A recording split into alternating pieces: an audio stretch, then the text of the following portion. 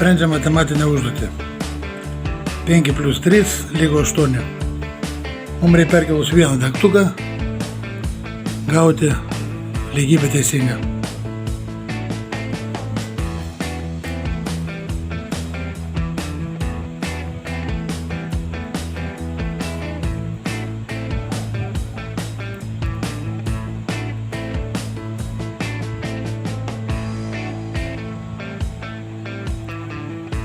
Kaip čia mums galėtų padaryti?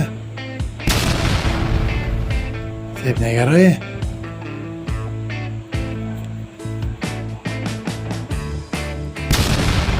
Taip negerai. Galim padaryti, kad mes perkeliam čia vieną degtuką, 16 3 gaunam 3.